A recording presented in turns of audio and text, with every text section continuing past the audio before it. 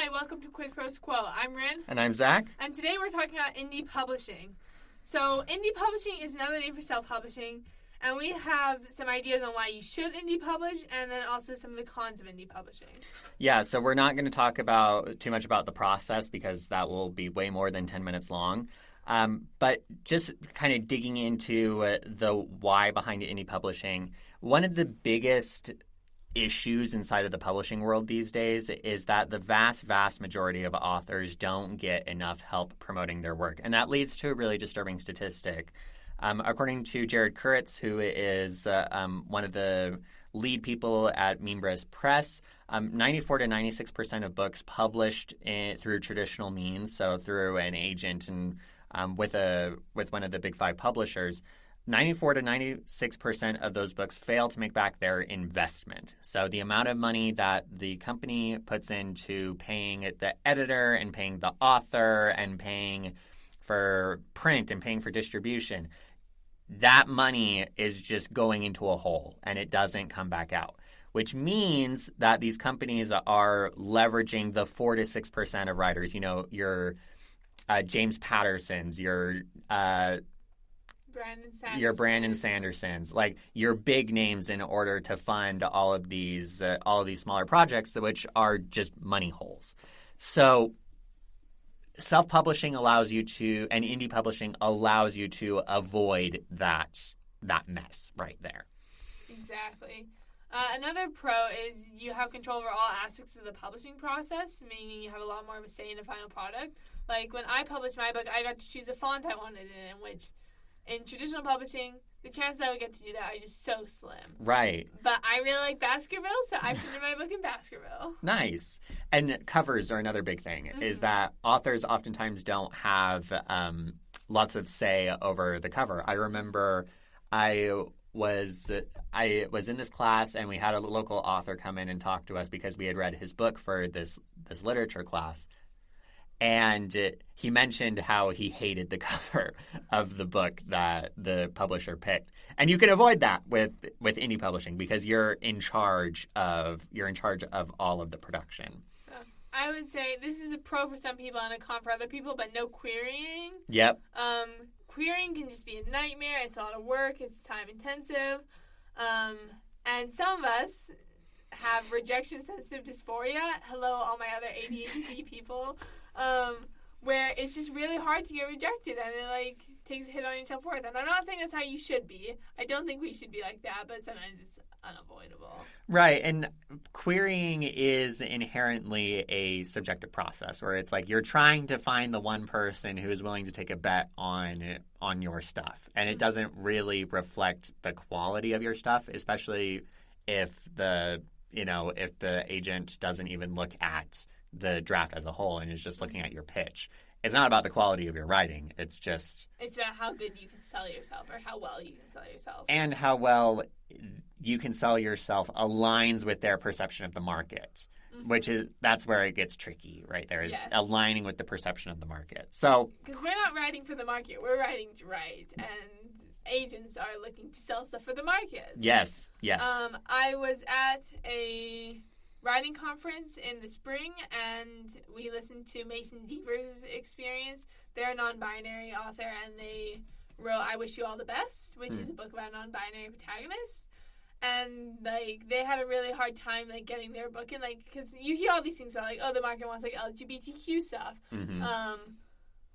But they were repeatedly told, oh, we already have a trans book. We don't want another one. Right. So even if he's not a super saturated market, agents might see it as already saturated. We have one, we don't need another. Right, and it's that kind of tokenism, which gets into a whole other conversation.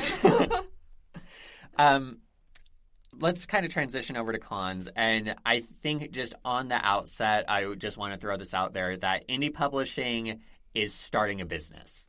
And if you're not down to be a small business owner, then indie publishing is not for you. So true. So get in that mindset. Indie publishing is owning a business. That's what we're talking about here. It is your company. It is your brand. Yes. All those buzzwords that they use marketing these days. If you hang out on LinkedIn, you know all of those. Oh, yeah, for sure. So it can be hard to find a high-quality cover and one that matches, like, industry standards because you have to find an artist on your own. And they can be, like, expensive. Yes, like, it can. finding cover artists. I was lucky enough to have a friend who was like, I would love to just get my work out there, and she was kind enough to, like, just do my cover for free. But, like, I look at it, I'm like, this is a good cover, and it's a cool cover, and I get lots of compliments on it, but I look at it, and it's also just, like, not a traditional cover. Right, and matching reader expectations about what's going on with the genre is something really important. You know, we all hear don't judge a book by its cover, but there's a reason why we have covers. Exactly. Covers exist to be judged. Yes.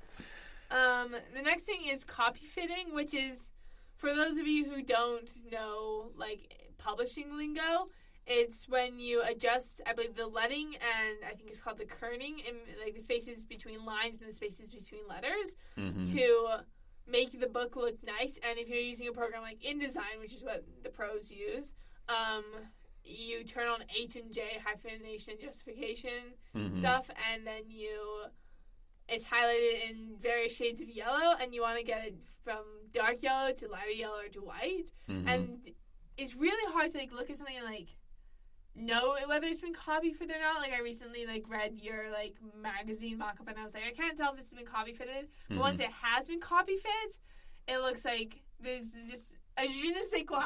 It looks so sexy. Exactly. And that's, like, a skill. Like, you have to have, like, the skills to indie publish if you want your book to, like, be high quality. And it matters less for ebooks because ebooks are reflowable. But if you want a print copy of your book, and Amazon does print copies, Barnes & Noble Press does print copies. Ingram Press is another spot. Yeah, you will want to copy fit your book, and whether you outsource that to a freelance print publisher type person, you will want to do copy fitting on your book. Yep.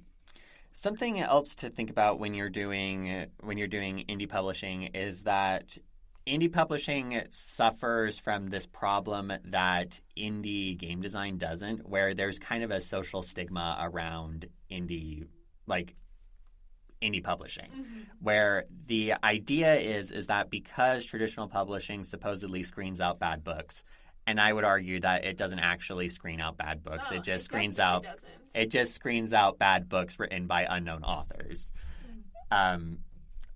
Again, another conversation about big authors writing bad books, but that's besides the point. Indie publishing doesn't have those filters, and so readers end up having to wade through a lot more slush if they're interested in indie publishing. So you need to find ways to get that social proofing, whether it's through reviews or advertisements, whatever it may be.